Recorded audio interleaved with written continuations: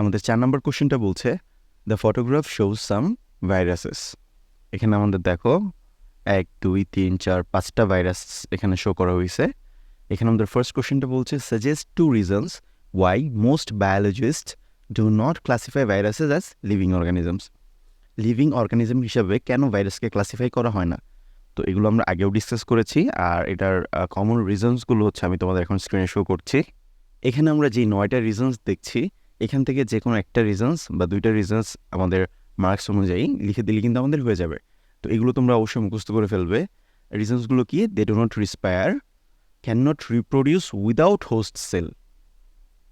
আর তারা কি করতে পারে? Reproduce in host cell. Host সেলে রিপ্রোডিউস করতে পারে, হোস্ট সেল ছাড়া রিপ্রোডিউস করতে পারে না। অথবা আমরা এটা কীভাবে লিখতে পারি? Can only reproduce within an organisms. আচ্ছা, এই 3টা পয়েন্ট কিন্তু একটাই মার্কস ক্যারি করে। তো তোমরা যদি এগুলোকে আলাদা আলাদাভাবে লিখে দেওয়ার জন্য কিন্তু এক্সট্রা কোনো মার্কস পাবে না।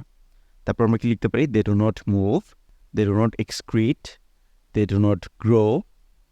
তারপর কি? তাদের কোনো খাবারের প্রয়োজন হয় না। So they do not feed বা do not need nutrition, do not control their internal conditions.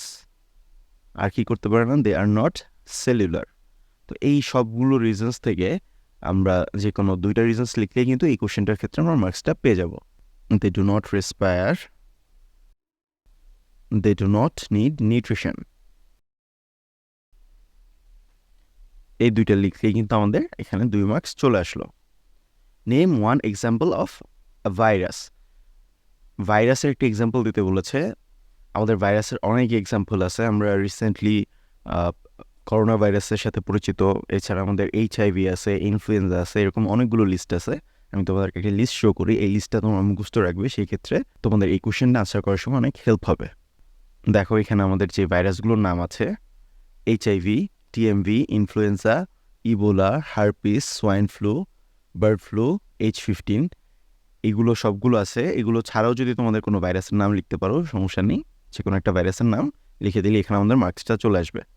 তবে এখানে আমি যে নামগুলো দিয়ে দিলাম তোমরা এগুলো মুখস্থ রাখতে পারো, অনেক ক্ষেত্রেই তোমাদের কাজে দিবে। তা আমরা HIV লিখে দিলাম, একটা কমন। ইবোলা লিখতে পারি, আমরা যে কোনো একটা ভাইরাসের নাম লিখে দিলেই হবে।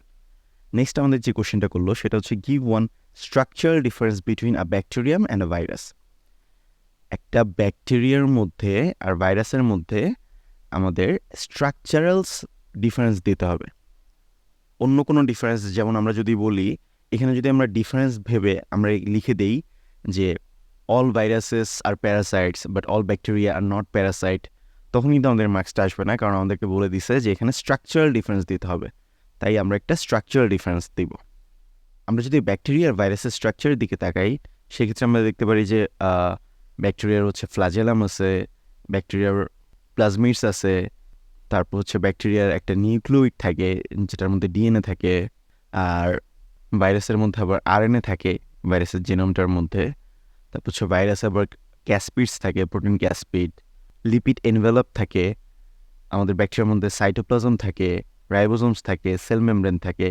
এই সবগুলোই হচ্ছে আবার সেল ওয়াল থাকে। এই সবগুলোই হচ্ছে স্ট্রাকচারাল ডিফারেন্স। এখান থেকে যে কোনো 2টা স্ট্রাকচারাল ডিফারেন্স আমাদের লিখে দিলেই হবে। আমরা একটা লিখতে পারি হচ্ছে, দেখো আর একবার খেয়াল করে, ব্যাকটেরিয়ার মধ্যে ফ্ল্যাজেলাম আছে, আমরা লিখে দিই ব্যাকটেরিয়াম হ্যাজ ফ্ল্যাজেলাম। ব্যাস আমাদের একটা স্ট্রাকচারাল ডিফারেন্স হয়ে গেল।